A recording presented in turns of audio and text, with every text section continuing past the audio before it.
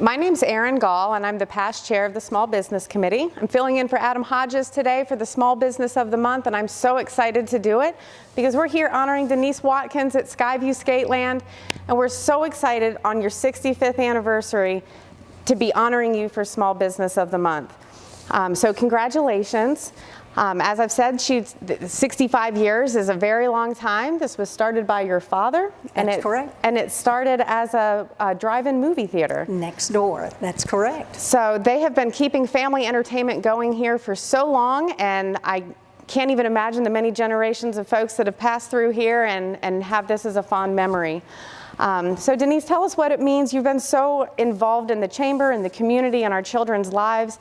You even have a STEM instructor here at Sky-Vue, which is you're not going to find anywhere else, at least not in the skating community right now. So you've really filled that niche. But tell us what it means to finally be recognized. I will do. Thank you, Erin, for the opportunity. I'm honored and privileged to accept that recognition from the chamber. And I truly believe Sky-Vue Skateland is a great picture for a small business. My father was a World War II veteran. My mother was a first-generation college graduate. Wow. They came to Rocky Mount in 1947, built the drive-in theater, and opened our skating rink in 1958. So last month was our 65th anniversary. And it's been such a privilege to be able to provide wholesome family recreation for the Rocky Mount area. And we truly appreciate the support of our families and our communities. And they are the ones that truly enable us to be able to provide this opportunity for them. Well, thank you so much for being here, being so active in our community. You can't see Denise and not see a smile on your face and just want to have fun. She's the Chief Fun Officer out here at Sky-Vue, so please bring your families and come on down and see what a Small Business of the Month winner looks like. You've certainly kept a beautiful facility going, and we can't wait to see all the fun that you're going to have in the future. Thank you so much, Erin. Denise, I feel like I'm a kid again. I grew up in Raleigh, went to roller skating. It was the big deal to have your birthday party. Absolutely. And you still do quite a few birthday parties here, don't you? Let's backtrack. So where did you skate in Raleigh? I can't remember the name of the rink. Where was it located, do you know? Near the downtown area. Okay. So my father he purchased a downtown skating rink in the early 60s. In Raleigh? In Raleigh. Okay. That was his second location. A gentleman named Joe Humble came on board to work with my dad. He moved to Raleigh to manage that location. And Joe brought in Benji Best, Mr. Ben Best, and they co-owned that rink for a small amount of time. And then Joe Humble moved on. Ben Best was the solo proprietor of that location. He left there, moved that rink out to Highway 70, just past Crabtree Valley Mall. And it was way called... out past Crabtree, doesn't that date it? Back then it was Yeah. very rural, you know, it was nothing, there was no development there. But I would say that was probably by the later 60s, maybe 68, 69.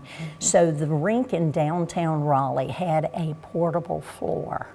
In other words, it was made by sections. So you could lift that section out and maneuver it.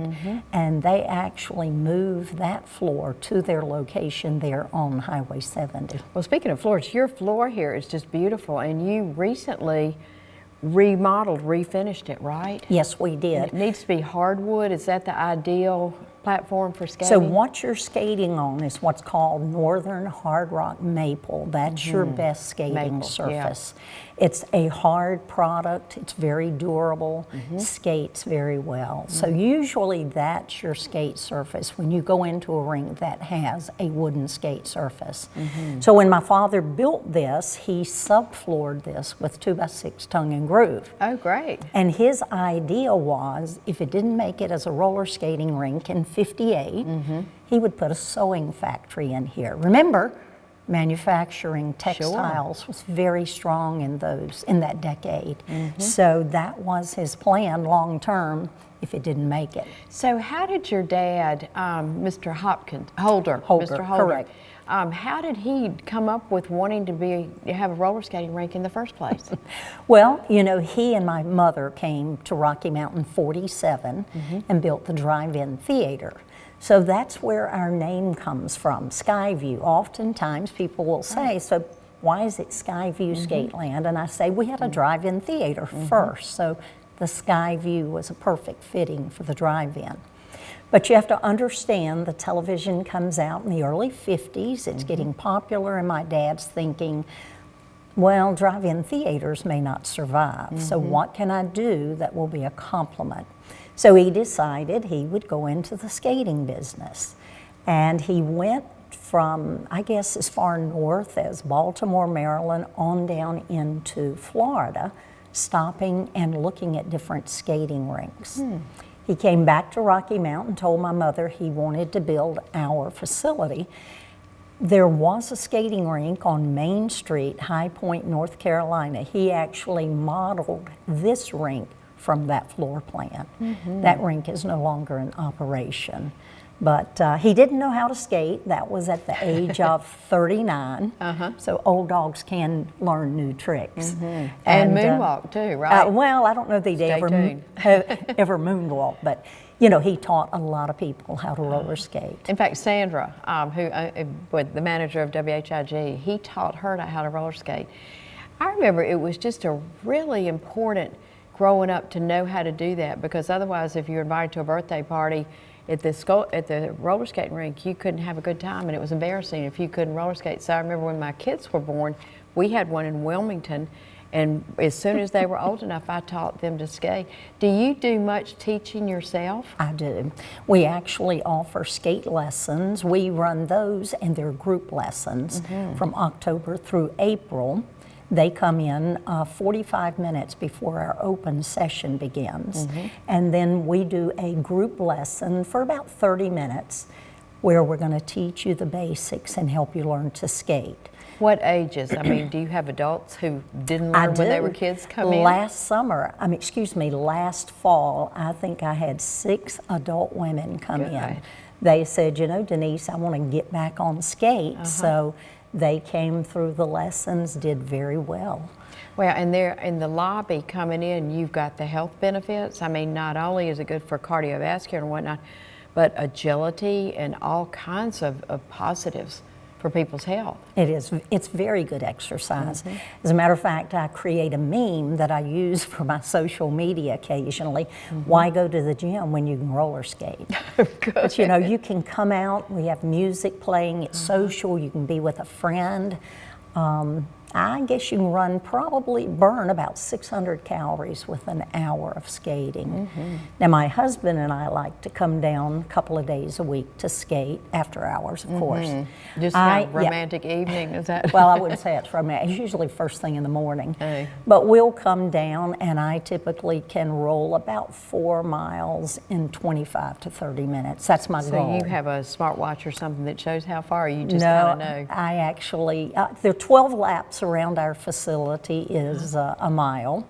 So I typically load one pocket with 24 pennies, and then I move those pennies from my right pocket to my left pocket and back from my left pocket to my right pocket. And I know that I've hit 48 laps, and it usually takes about 28 minutes. 30. Well, I want to talk about being a small business and how you, Denise, you've just done a phenomenal job adding on services to help kids in the area. I mean, it's a great place for kids to come because it's wholesome and healthy and whatnot.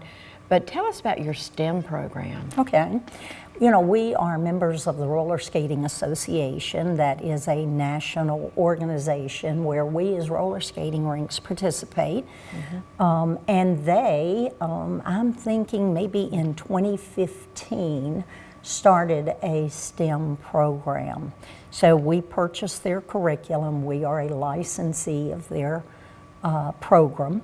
I contacted Reggie Cobb. He is our STEM educator from Nash Community College. So he'll come in. Our field trip is about a 3-hour program. The first hour is a STEM lesson.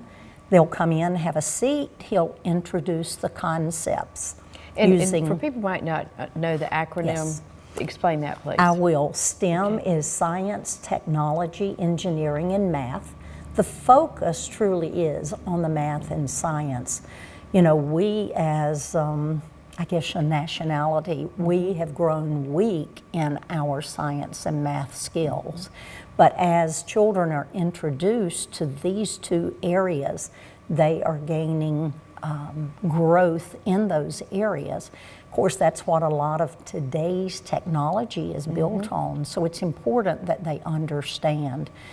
When they come into a facility like mine, they can see that STEM is all around them. We're looking at the lights, we hear the music, we're looking at just the skating surface, friction, motion, and these very fundamental concepts, they get to be introduced and experiment here.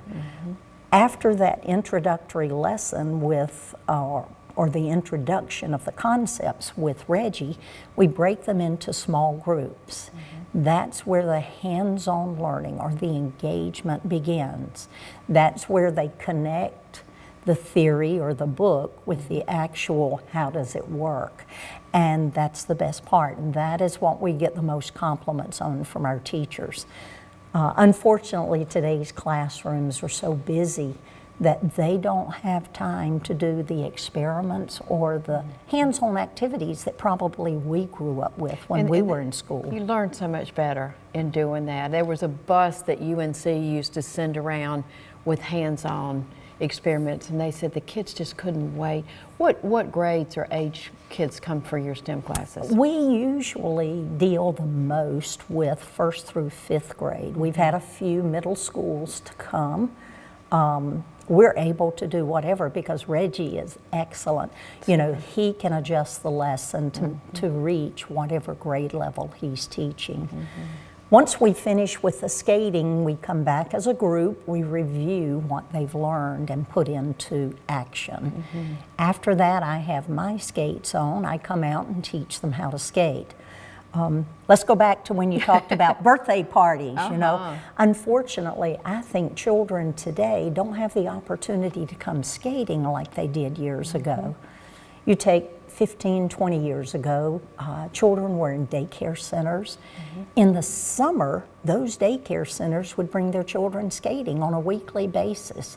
Those children learned how to skate. That consistency of skating each week for 10, 11, 12 weeks, they learned how to skate. Schools did And that's skate. so good for their balance. And I mean, tell what it helps besides a child's balance. What are some other positives? Well, probably one of the biggest things is coordination and balance, but I think the biggest factor is self-confidence. When I'm here teaching them how to skate, my responsibility, my goal as your instructor is to help you gain the confidence that I can do this. I can skate. Once a child gains that self-confidence, they're going to soar at that part. They're going to come back and say, Miss Denise, I want to show me how to cross my feet over, or Miss Denise, I want to learn to skate backwards. Or, And you're so good with the kids too. I mean, it's obvious that it's a labor of love for you because it's like you are made to encourage kids and help them be the best they can be and feel good about themselves. I just love to see them achieve. And, you know, skating is something that is not hard. They think it is. So the two things I always hear from children, skating is hard. They think it's difficult to learn. I think that comes from we're currently in a culture that a lot of things are given to children. They don't learn to work through the hard things and achieve.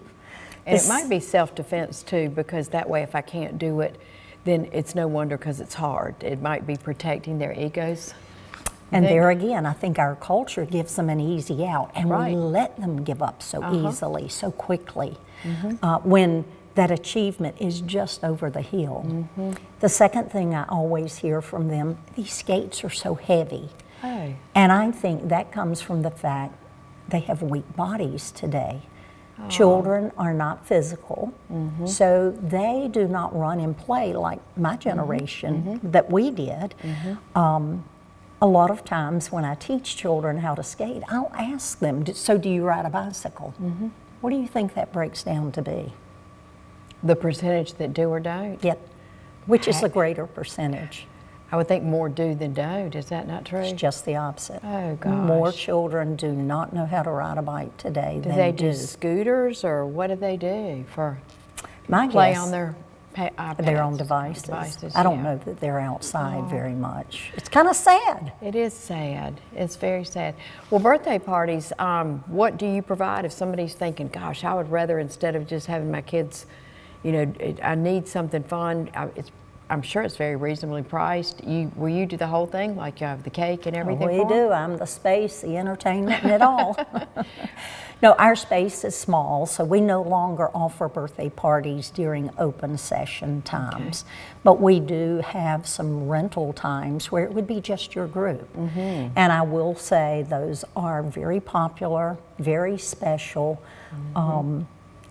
One, I think, it brings the whole family together. Mm-hmm. Typically, a birthday party will shake out between 30 and 40 guests.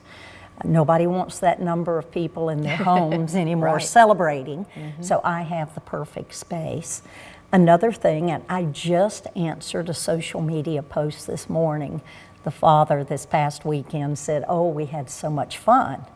And he had fun because he put skates on again. Oh, good. A lot of times when it's private like that, because the number is small, the parents will think, I think I'm gonna skate today. I wanna put some skates back on. So a lot of times during our birthday parties, parents who skated as children will put their skates back on, and of course children just love to see their parents out here participating with them. They think they're too old for doing that. And look at you, Dad. Look at you. Do you have all different size skates? I mean, what would be the youngest and we started a juvenile 9. Uh-huh. Actually, we have the little Fisher Price, the plastic skates that slip on over. Those are very good for toddlers. And then we go on up through an adult 16. So usually we can cover whatever rental you need. We offer your traditional quad skate, 2 front, 2 back with the high top. Then we have a speed quad, which is your lower cut boot, 2 front, 2 back. And then some people call them roller blades, but the type of skate it is an inline.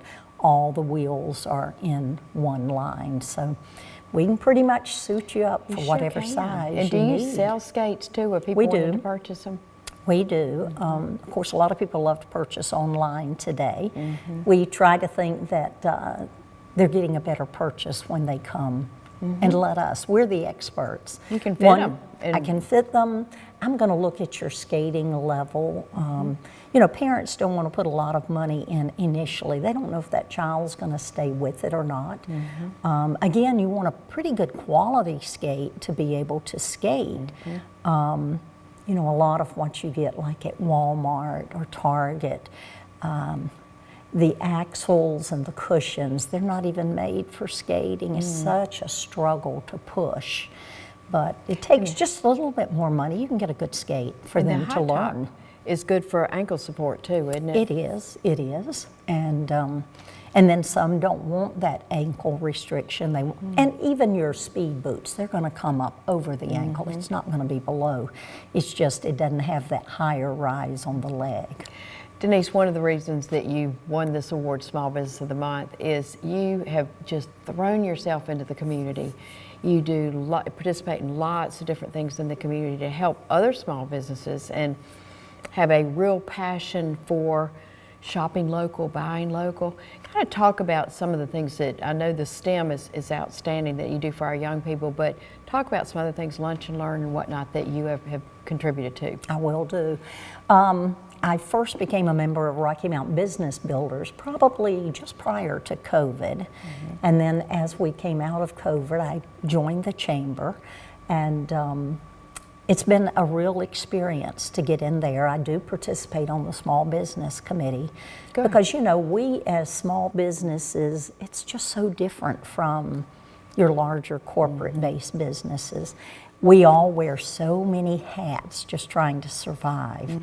And there are so many aspects of a business, most people have no clue. I get tickled because parents will come in and say, "Is this your only job?" Oh, gosh. Yes, it's my own Full-time plus, full-time plus. You know, some days it might be 12 hours, but it takes a little bit of everything to make a business run. We got into the digital age, I should say, maybe around 2015, 2016. I personally like to hang out with the younger operators in our industry because they give me energy and they give me ideas to keep things relevant and current. I'm almost thinking you give them energy. Yeah, no, you, Chief Fun Officer, I heard you were the CFO here. Right, so. right. So one of my young friends, he's probably about 35, he said to me one day, "Miss Denise, you know, if it's not on the internet, it didn't happen." Oh, the light bulb came on, and I thought, you know, you're true. At that time, I had very little social media presence. We probably had a self-made website. And so the North Carolina Small Business Centers, which are housed on the community colleges, have given me an excellent education getting and moving into the digital age. And so that's a service provided free to help sustain and support local businesses. It's paid for by our tax dollars. I really don't understand why people do not take advantage of it because they have brought me a long way. I could be their poster child because the majority of what I've learned through the skills I have learned in their webinars, their seminars, and I still take it. You take today, AI is coming out. It's here, you know, that's going to move things forward. It's not going to take our jobs. Those who are skilled in AI are going to take our jobs. So you better learn how to use AI and how to use those features and platforms, apps. And so as I've joined the chamber, Melissa came on board as their new director of marketing, and she said, you know, one day she said to me, you know, I'd love to do the Lunch and Learns again. And I said, I'll be glad to get you started off. I love Google Business Profile. Everyone has a device. They're on their cell phones. They're looking. Google makes it so easy to find what you're looking for, whether it's a location, a service. All you got to do is Google it. So I have learned how to use Google, my Google Business Profile, so that people come in and find me, whether they're local or you take, for instance, when we have all these sports groups coming in, whether it's the event center or our system with the baseball fields. All these people are coming into our communities and they're looking for things to do when they're not playing. And so they can scroll on Google, so you need to be very easily found. A lot of businesses don't realize your Google business listing has to be claimed by you. Once it's claimed, you begin to post and keep that information current, just like you do social media. So I post to my Google Business Profile, just like I do Facebook or Instagram. I can create events, I can create promotions, and just general posts that help you understand what's happening. Wait, when you do the Google Business and you're posting and whatnot, can you push, like link it to something with when it's happening at the event center that will draw attention or get them to go to you? Is there any way to? I don't know of any way to make that connection. But if there's a way, you'll find I'll it. find it. As a matter of fact, Robert Hawkins with Mini Putt, he just called me yesterday and he said, you know, Denise, we have all these visitors coming into our city. We need to make sure they know how to find us. Yeah, because I was just thinking I've heard parents talk about between games and whatnot, big lag time. And they bring the whole family with them, and it'd be great if they could come and get some exercise for the little kids, you know, the younger kids or the rest of the family. Parents skate with them too. I told him, I said, we'll work on that, Robert. Let's put a marketing piece together and let's connect with the travel and tourism, maybe even the city of Rocky Mount. I'm not sure how that is marketed to these different groups that come in, but there's some kind of connection there. I want to talk about where you are because you're near the fair on 64 Business, coming from Rocky Mount, going to Tarboro on the left-hand side of the road, very clearly marked. What are your hours? So currently, you know, I will have to tell you, we adjust hours according to the season of the year. People think summer is our busy time. Winter is our busy time. People, it's cold outside, people are looking for things to come in to do. So this time of year, October, we're open Friday and Saturday night, 7 to 10. That session is year-round. I tease all the time. Those kids would burn me at the stake if I'm not here. Oh. This is their time with their friends, so they come and want to be a part. I love that. And then we're open Saturday afternoons, 1:30 to 3:30. Okay. Then Sunday afternoons, we start January, February, and March. Those 3 months are our busiest times. Okay. Well, we are mighty proud of you, and we're going to close by thanking you, but you're going to do a little bit of a demonstration for us and show us some of the things that you do to delight the kids. So, Denise, thank you and congratulations. Thank you, Jean. It's a real honor and privilege. We've got to have our balance and how to move our feet. When we're on skates, we've got to balance. Our back has to be nice and tall. Our shoulders are over our hips, over the ankles. We're nice and balanced. Our chin is up. The biggest problem when people skate, they love to look down at their feet. See how my shoulders are forward? Now my balance has gone to those front wheels. I might feel like I'm gonna fall forward. Chin up, back straight, I have my balance. Now let's talk about how we move our feet. When we walk, we step forward, but that is not how we skate. That's how beginners come in. But skating is flat-footed like a duck or a penguin. Now, we've got to let the knees bend because that's where we get our motion or our movement. But you're going to pick them up and down, little marches, up and down. You're shifting your body weight from one foot to the other foot. Remember, this is not how we skate, but that is how everybody loves to try to skate.